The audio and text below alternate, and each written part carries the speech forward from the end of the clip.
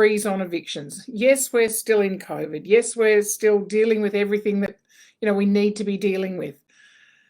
Residential tenancies are certainly an issue that's create probably less discussion and less angst this time around than it did, last year at the beginning of, April and May last year. But, this time around, so for the last 12 weeks that we've been in lockdown, there's eligible COVID-19 impacted tenants. So they've got to be an impacted tenant. So there's a whole, a number of things that a tenant would need to tick off. They need to provide evidence that they're an impacted tenant. They need to, their household income needs to be down by 25%. So all of those things that they need to meet to be an impacted tenant.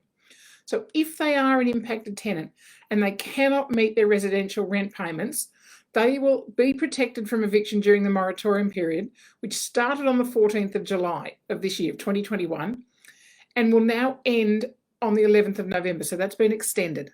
Okay, the protection against eviction for rental arrears applies to all residential tenancy agreements, even if they're not in writing. So, under the definition which is in the Residential Tenancies Act, it can include actual oral agreements. Now, for a tenant to be protected from eviction during that moratorium period, so that's 14 July to 11 November this year, the impacted tenant must be able to show the landlord that they are an impacted tenant. So as I said, provide all of that written evidence, and they need to continue to pay the landlord at least 25% of the rent payable under the residential tenancy agreement. So that was, that's really, that hasn't changed. It's just that the period has changed. Now, a landlord or agent may continue to seek, termination in other circumstances, if there's the sale of the premises, illegal use of the premises, serious damage to the premises, hardship to the landlord. But the usual notice periods apply in those circumstances. Now, following the end of this eviction freeze period on the 11th of November, a transitional period will actually continue from the 12th of November through until the end of, midnight on the 12th of February. Okay, so right through for, another 4 months. So during that time, COVID-19 impacted tenants who accrued arrears during that moratorium period, July to November, are exempt from provisions that would allow them to be evicted. Of course, unless the landlord and tenant have agreed on an arrears payment plan and the tenant fails to make repayments in those amounts, or it's otherwise fair and reasonable in the circumstances for the tenant not to be exempt. So, if they've not agreed to a repayment plan and the landlord, and they've participated in good faith in a formal arrears repayment negotiation, and that might have been through New South Wales Fair Trading through the dispute resolution services there. Now, if such a matter as this was referred through to NCAT for a decision, the tribunal is going to consider whether it's fair and reasonable in the circumstances for a tenant not to be evicted. Now, they're going to have a look at issues such as the steps taken by the landlord and the tenant to negotiate a repayment plan.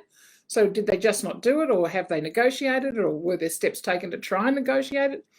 Any payments that were made by the tenant, so how many payments have been made by the tenant to meet those arrears payments, the nature of any financial hardship experienced by the landlord or by the tenant, including their general financial position of each party, the availability and affordability of reasonable alternative accommodation for the tenant, whether the landlord has actually applied for any financial assistance or land tax rebates available to landlords who will reduce the rent during that period, and any special vulnerability of the tenant. So they're going to look at a whole range of things. So in this whole consideration, the freeze on evictions has been extended, and then there's that additional period from November through to February still now.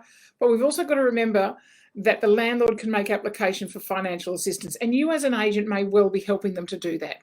So either through their land tax exemptions or through making application up to $4,500. Now that's been raised. It started at $1,500, then it went to $3,000. Now it's at $4,500 per property in relation to rental relief that's been provided to a tenant.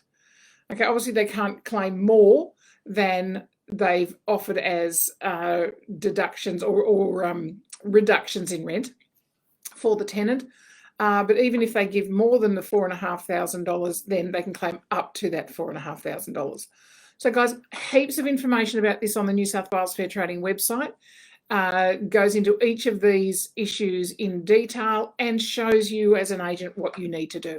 So if you're looking for that information, that's where to find it. It's also on some of the other government websites, but obviously as agents, go straight to the New South Wales Fair Trading website first. Great source of information there.